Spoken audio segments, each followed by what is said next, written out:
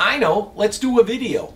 Hi you guys, welcome back to Willie's American Guitars, and I tell people this, especially guys that first start here, I'll always say, things come in groups.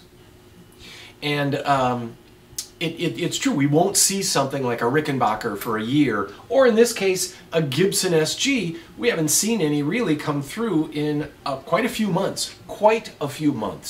And then here in one day, we have 4 used Gibson custom shop SGs. And these are all fine guitars. And then one nice, affordable, newer Gibson SG Special. And of course the Special comes with the P90 pickups. Now, you guys all know this. I'm just going to remind you of this story for the few people out there that don't know this. The Les Paul had Les Paul's name on it. He had a hand in designing it. Ted McCarty really designed it, him and his team, and Les Paul approved it and loved the look and feel, the maple body, maple top, mahogany body, mahogany neck. And Les Paul's, as you know too, have a really dense sound. There's a lot of sustain. Gibson actually wanted to start making a guitar with a double cutaway that competed more with the Stratocaster. When the Stratocaster had come out, that double cutaway was really modern. Another thing that they wanted is ease of manufacturing. They wanted it actually to make it a little better, and they brought these frets out farther than the Les Paul, but when they brought out this SG, they put Les Paul's name up here, and Les Paul didn't like it. He didn't like the neck joint. It wasn't a design that he designed. He likes the gracefulness of the other guitar. There's a lot of reasons he didn't like it. He was also going through a divorce, and he asked his buddy, Ted McCarty, to take his name off, and they would quit giving him $1 per guitar. He re-signed it later, and he got $20 per guitar. That's a lot when you consider the Epiphones.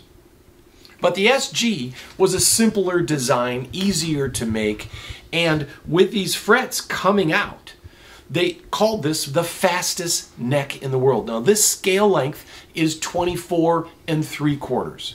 So it is a scale length, and the scale length, of course, from here to here, that scale length is a short scale length compared to Fenders, which are 25 1/2. So that 3/4 of an inch is the difference on a Gibson. They feel rather loosey-goosey, you might say. And also, you can tighten up the feel of the strings with this. These were adjustable on the Les Pauls and the SGs. If you bring this up, you will loosen up your strings. They will feel looser. So if you raise this just a little bit, halfway, your 10-gauge strings will start to feel like 9-gauge strings. Likewise, if you're playing a guitar and you want it a little more punch, a little more sustain, you can lower your bridge here, your tailpiece, and get it to have more sustain. Now, I got these in. This one is actually a custom shop. It says Les Paul in the headstock. They had these actually, you'd see that Les Paul on the headstock, even though the agreement was like, okay, great, we'll take your name off it. You'll see these up to 62, 63 that say Les Paul in the headstock. Gibson is trying to make a historical statement with this and putting these SGs as Les Pauls too. But this is a aged finish, so you can see comparatively, this one we just got in is like brand new. No, that's not it. This one we just got in is like brand new, like made this year, just came in. The guy just bought it. He wasn't crazy about it. We traded for something. We got a Fender. So this is brand new. You can see the dark red cherry finish. It is a fantastic playing guitar, and this too is both used custom shop SGs. This faded one you can see is actually kind of aged, and if you look at the hardware, it's kind of aged, where this is a little shinier new, but these guitars do have very fast necks.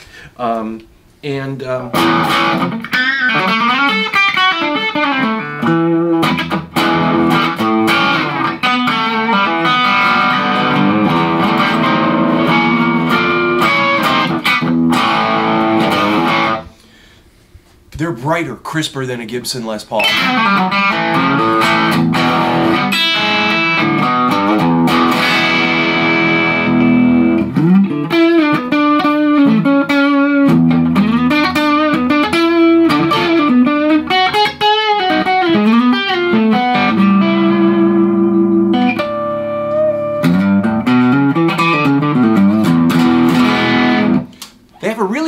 well-defined upper mid-range. Like most mahogany guitars, they're bright. They're closer in tone than a Fender, and they're just a really great necks, especially if you like the work. When Gibson in the day called these the fastest necks in the world, they were really talking about up here to reach the upper register. There was no longer this type of thing that you could just grab the guitar right there. They tend to be lighter weight. For a lot of guys, this is a guitar these days with the light weight of the guitar, the kind of cool looks with that double cutaway and deeply beveled like they were back in the early 60s. These are really neat looking guitars, and quite popular because of the weight and because of that upper mid-range sound.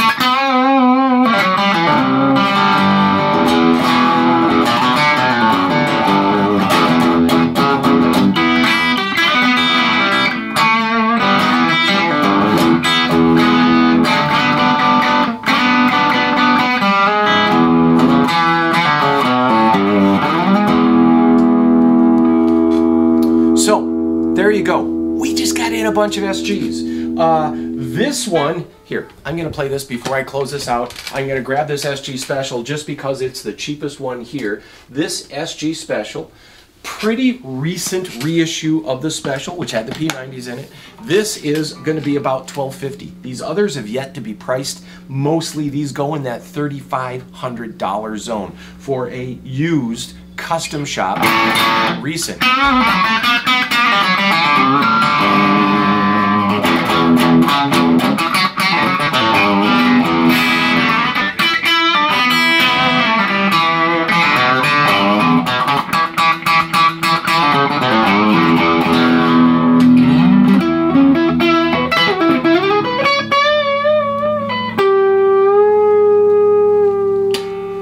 So, about $12.50, about $35.